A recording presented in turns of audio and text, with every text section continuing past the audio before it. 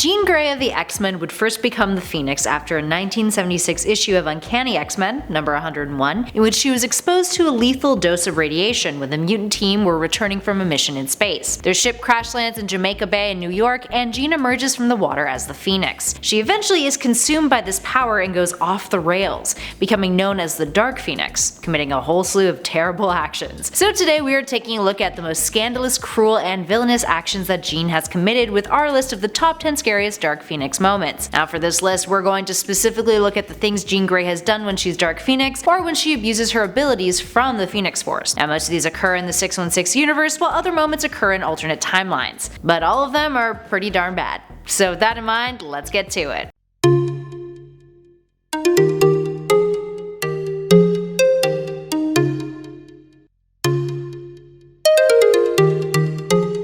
And at number 10, she beat up Sabretooth. X-Men Volume 2 Issue 28 features one of the most badass Jean Grey moments. Aside from having a really cool cover, the issue contains Jean Grey beating the crap out of Sabretooth, in a battle in which she says, I quote, "You're a firecracker, Creed, and I am an atom bomb." I mean, she's not wrong. Written in 1994, this was at a point in time in which Sabretooth had been staying at the X-Mansion, when Charles Xavier believed he could help control the mutant's damaged psyche and turn him good. Jean eventually intervenes and gets really dark on his ass, using her telepathy to make Victor feel what it would be like to feel his own claws attacking him. She doesn't even move at all during the battle. Instead, she just whips him around, kicking his butt, as he tries to intimidate her and brings up Logan. Then after it's done, she just takes off. It's pretty impressive. And at number 9, she tortured Emma Frost. Emma Frost has always been a rival of Jean's, but Jean can arguably overpower her fellow psychic mutant, as seen in New X-Men issue 139 when Jean literally tortures Frost. After Jean discovered that Emma had been having a psychic affair with Scott, dressed up as Jean nonetheless, Jean loses it and phases through Emma's mind, pulls out all of the memories and horrible images that she's ever encountered,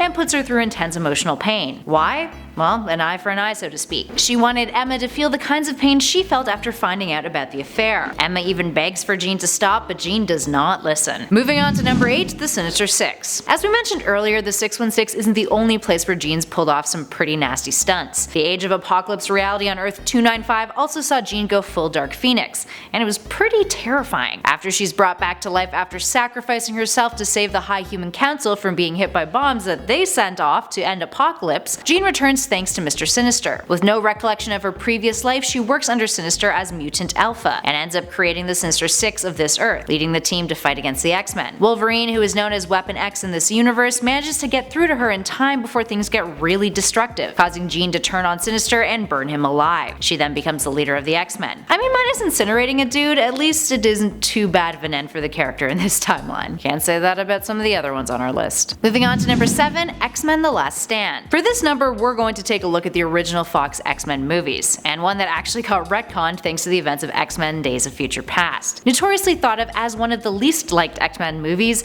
The Last Stand features Jean returning back to life and going full Dark Phoenix. She kind of becomes one of Magneto's henchmen, which a lot of people didn't like. But perhaps the most memorable moment of the film occurs at its end, when the Phoenix begins to destroy Alcatraz and everything and anything near her. Logan takes it upon himself and his regenerative healing powers to approach Jean and stop her. For the briefest moment, he gets through to her, with Jean begging him to save her, and Wolverine stabs her with his claws, fatally wounding her. Up next, number 6. She killed her teammates. In Exiles issue 3 and 4, we see an alternate version of Jean's Dark Phoenix kill all of her teammates. Yep, gets real dark. So on this Earth, Jean has fully become Dark Phoenix, and it's too late to stop her. The Exiles realize it's too late after she's vaporized her teammates, including Storm, Cyclops, and Gladiator. The plan then shifts from trying to save Jean to trying to kill her.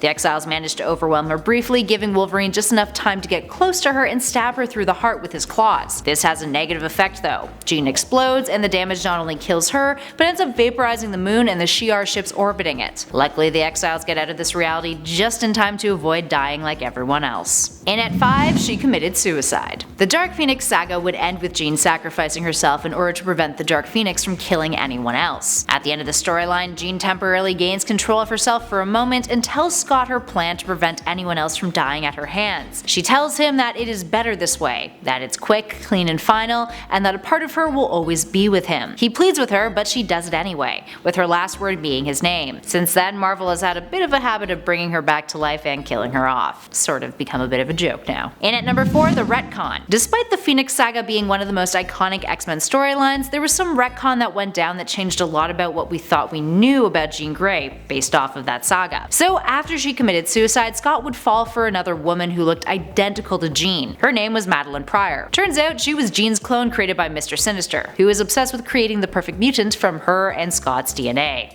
It's a whole thing. Madeline and Scott would have a kid who would later turn out to be Cable, but that is a whole other narrative. Anywho, in Fantastic Four issue 286, Jean is found in a cocoon in Jamaica Bay. It's revealed that she wasn't the Dark Phoenix after all, but rather the one that we saw previously who came out of the water was a duplicate of her created by the Phoenix Force, which is an all-powerful cosmic entity that possessed her. Scott ditches his new wife and kid and returns to Jean, and Jean is established as being less responsible for all of the genocide that Dark Phoenix was a fan of. It was also a way for Marvel to bring back the popular character without her being a villain. Retcons are scary, guys. In at number 3, Jean gets revenge on the HELLFIRE Club. The Dark Phoenix of the Ultimate Marvel Universe is just as homicidal as the one in the 616 universe. On Earth 1610, we see Jean get revenge on the HELLFIRE Club. Now, they're an organization notorious for meddling with Jean and trying to make use of her Phoenix Force powers for their own goals. Now, in the Ultimate Universe, the HELLFIRE Club believes that Jean's powers come from a Phoenix god, and they want to wake up said god or entity that resides within her. Jean is not down for this, and when they tried to summon the Phoenix god, her powers were triggered, and she went on a rampage. This included killing most of the members of the HELLFIRE Club in rather brutal ways. For those that were left alive, she stole their bank account information and all of their money after erasing their memories. But I mean, robbery and fraud seem significantly less bad when you've just burned a man down to a skeleton, so...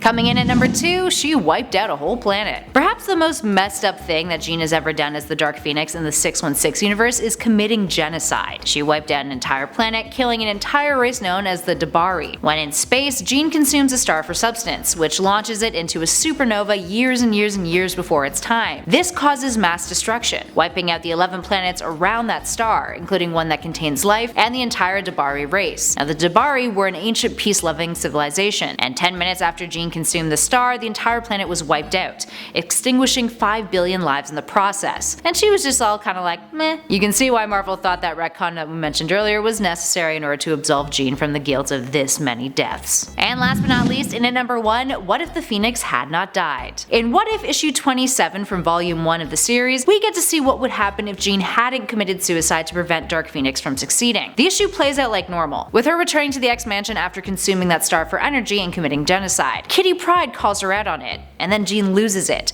going on a rampage, killing Kitty along with several other X-Men. Her powers become too much for her to handle, and after her attempt to kill herself fails, along with a failed lobotomy, Jean ends up going around murdering all of her friends in cruel ways. She buries the claustrophobic Storm alive, she stabs Colossus with Wolverine's claws, and after she kills Cyclops, only then does she realize what she's done. But it's already too late. The Phoenix Force engulfs everything, destroying the Earth, ever expanding and consuming the rest of the universe in the process. Talk about grim. Alright, there we have it, friends. What other moments in Jean's past do you think are quite dark? Give us a shout in those comments below and let us know. If you dug this video, you guys know what to do. Hit that like button, subscribe to our channel, and hey, why not share it with a friend? And be sure to hit that bell notification button so you never miss out on another list. In the meantime though, thanks for watching. I'll catch you all in the next video.